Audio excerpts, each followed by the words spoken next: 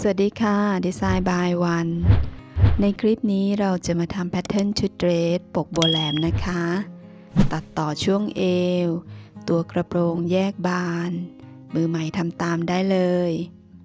และอย่าลืมกดกระดิ่งกดติดตาม กดแชร์เพื่อเป็นกำลังใจให้ช่องด้วยนะคะ เราไปเริ่มกันเลยค่ะ เริ่มจากริมกระดาษวัดเข้า7 เซน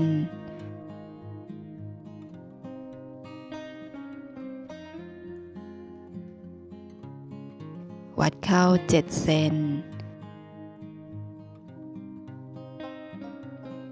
ขีดเป็นเส้นคอจากเส้นคอวัดเข้า34 เซนวัดรวมเส้นคอด้วยนะคะขีดเป็นเส้นเอวแบ่งครึ่งระหว่างเส้นคอและเส้นเอวจุดไว้ค่ะแบ่งครึ่งเส้นคอและเส้นอกจุดไว้ขีดเป็นเส้นอกขีดเป็นเส้นบ่าจากเส้นเอววัดเข้า10 เซนวัดอีก10 เซนจุดไว้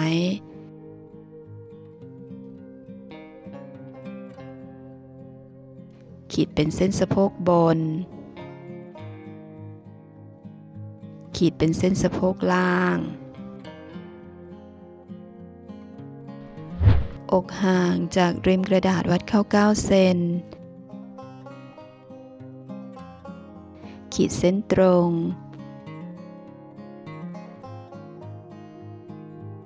อกสูงวัดจากเส้นคอมา21 เซนขีดเป็นเส้นอกสูงนะคะ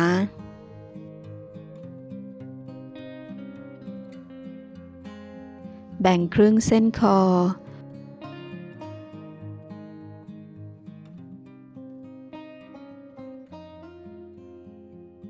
จากเส้นคอวัดออก12 เซนขีดเป็นเส้นไหล่แบ่งครึ่งเส้นไหล่ขีดเชื่อมจุดอกไว้นะคะรอบอกนะคะวัดจากริมกระดาษเข้าไป 23.5 เซนจุดไว้สะโพกวัดจากริมกระดาษเข้า 25.5 เซนจุดไว้ขีดเป็นเส้นข้างค่ะเส้นเอววัดเข้า2 เซนวาดโค้งเอวด้านข้าง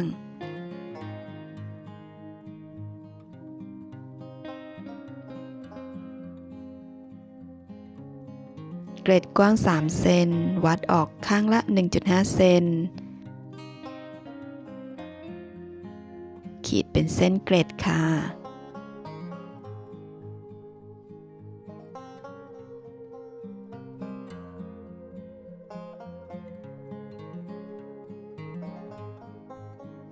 เกล็ดไหล่กว้าง 4.2 เซนขีดเชื่อมจุดนะคะ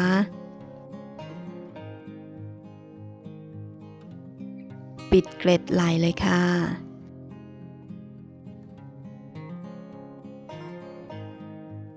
แปะเทปกาวไว้ขีดเส้นตรงวัดไหล่กว้างใหม่นะคะขีดเส้นไหล่เลยค่ะบ่าหน้ากว้าง17 เซนริมกระดาษวัดเข้า17 เซนนะคะวาดโค้งวงแขน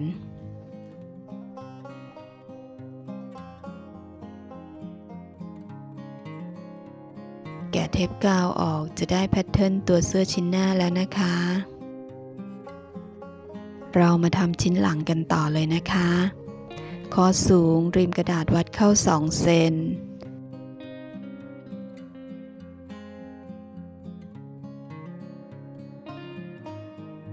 คอหลังกว้าง7 เซน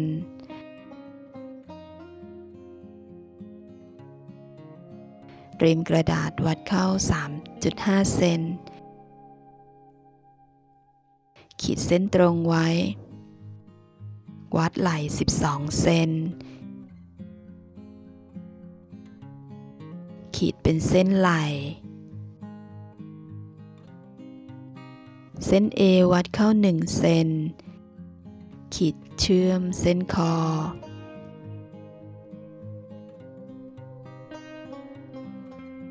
ขีดเชื่อมเส้นสะโพกล่าง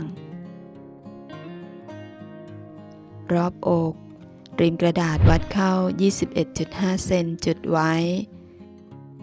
เส้นสะโพกวัดเข้า 23.5 เซนขีดเป็นเส้นข้างนะคะเส้นเอวัดเข้า2 เซนวาดโค้งเป็นเส้นข้าง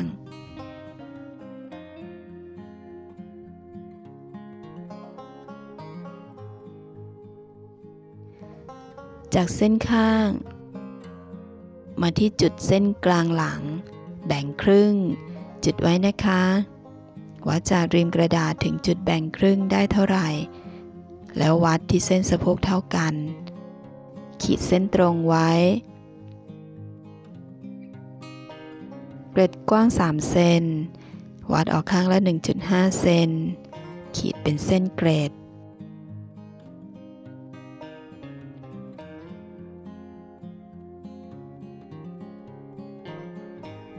เส้นไหล่แบ่งครึ่ง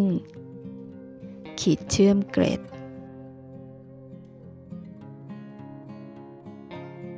วัดขึ้นมา4 เซนนะคะขีดเป็นเส้นเกล็ดบานหลังริมกระดาษวัดเข้า 17.5 เซนวัดโค้งวงแขน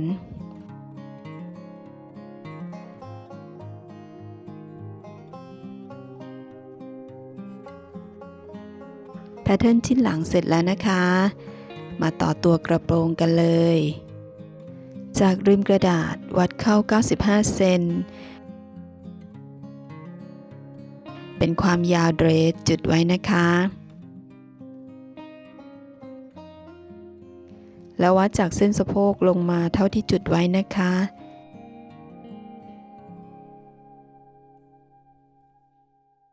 ขีดเป็นเส้นความยาวกระโปรงความกว้างของสะโพกด้านหน้าจากริมกระดาษวัดเข้าเท่ากันขีดเป็นเส้นข้าง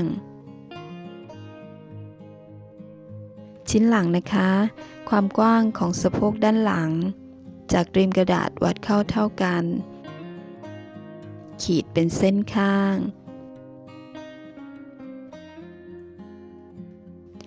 ชาย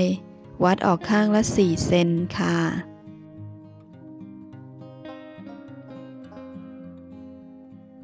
ตีเส้นบานชาย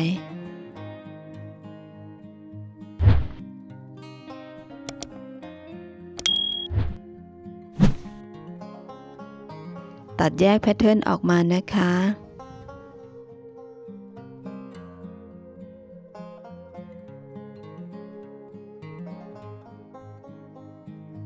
ชิ้นหน้าที่เส้นเอววัดขึ้น 0.5 เซนวาดโค้งเอวใหม่ชิ้นหลังเส้นเอววัดขึ้น 0.5 เซน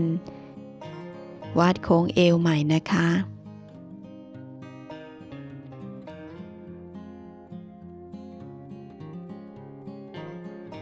ตัดแยกแพทเทิร์นที่เส้นเอวนะคะทั้งแพทเทิร์นชิ้นหน้าและชิ้นหลัง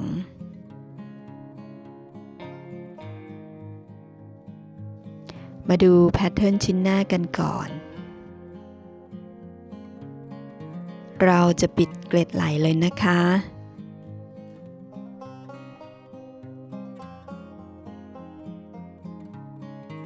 จากจุดอกวาดโค้งไปที่เส้นบ่าแล้วตัดแยกส่วนนี้ออก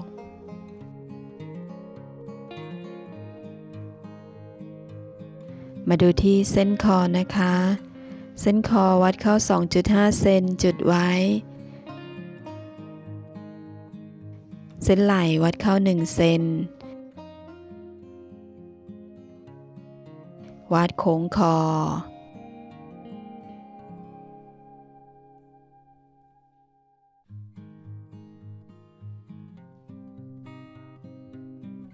เสร็จแล้วเราจะนำไหล่หลังมาชนกับไหล่หน้า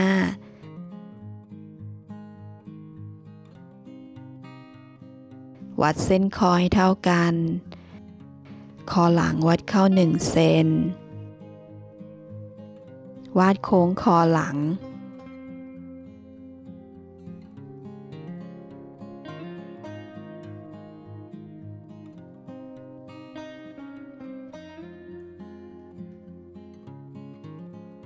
วัดจากเส้นไหล่เข้า 3.5 เซนจุดไว้นะคะแล้วนำไหล่หลังมาวางให้เส้นคอตรงกันเอียงไปที่จุดมาร์กแล้วแปะเทปกาวไว้วัดจากเส้นคอเข้า 6.5 เซนวัดรอบคอให้เท่ากัน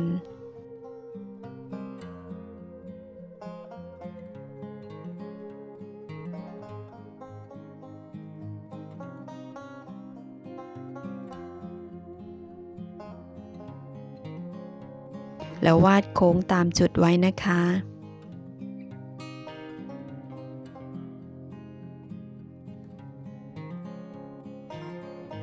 จากริมกระดาษวัดเข้า 3 เซน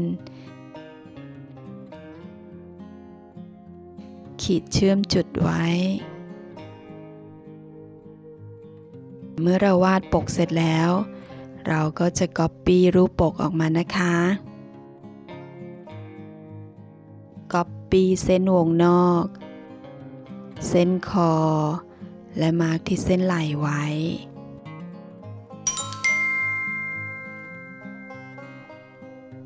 ตัดตามแพทเทิร์นออกมาเลยค่ะ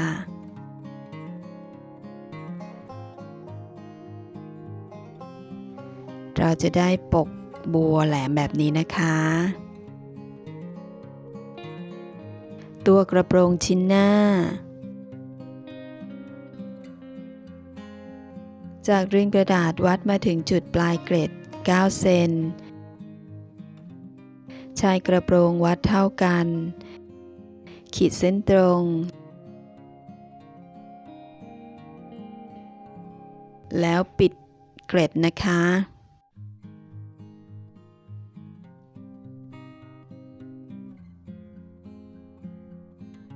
ตัดแยกจนถึงปลายเกล็ด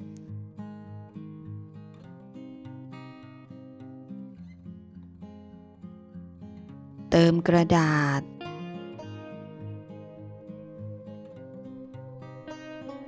แปะเทปกาวไว้นะคะขีดเส้นชายกระโปรงเส้นข้างวัดขึ้น 1 เซนวัดโค้งชาย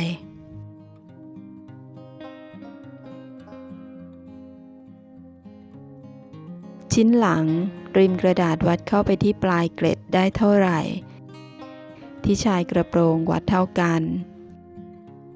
ขีดเส้นตรง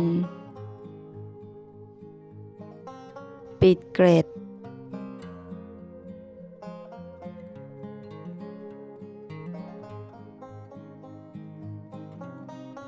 แปะเทปกาวไว้นะคะ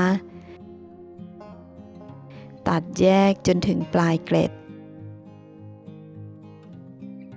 เติมกระดาษ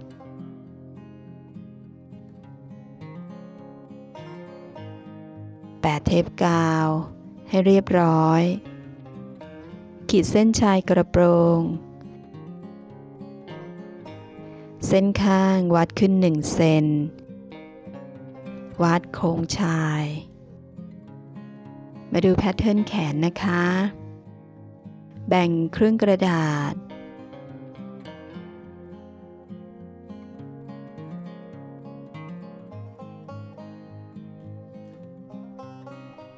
ริมกระดาษวัดเข้า 13 เซน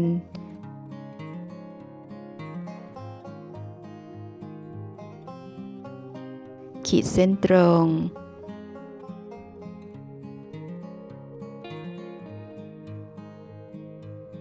จากเส้นกลางวัดออกข้างละ18 เซน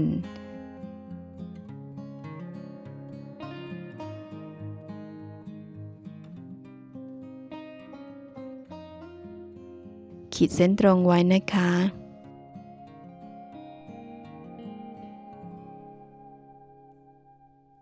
ขีดเชื่อมจุดด้านหน้าด้านหลัง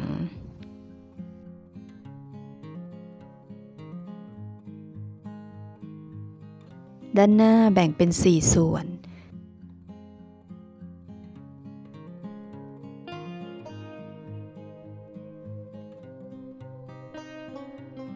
วัดเข้า1 เซนวัดออก 1.5 เซนด้านหลังแบ่งเป็น3 ส่วนวัดออก 1.5 เซนส่วนนี้แบ่งครึ่งวัดเข้า 0.5 เซนวาดโค้งตามจุดเลยค่ะ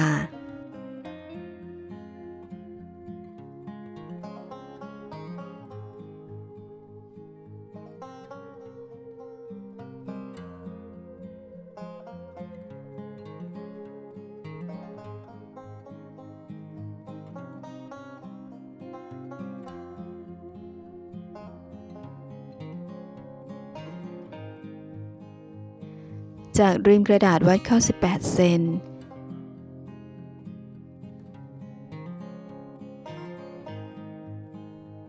ขีดเป็นความยาวแขน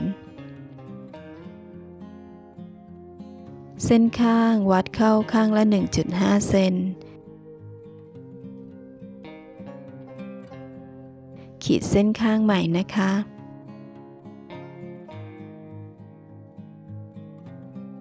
วัดออก3 เซนเผื่อพับปลายแขน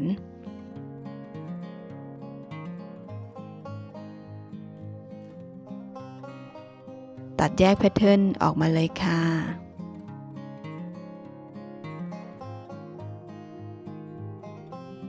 แพทเทิร์นของเราก็จะมีแพทเทิร์นชิ้นหน้า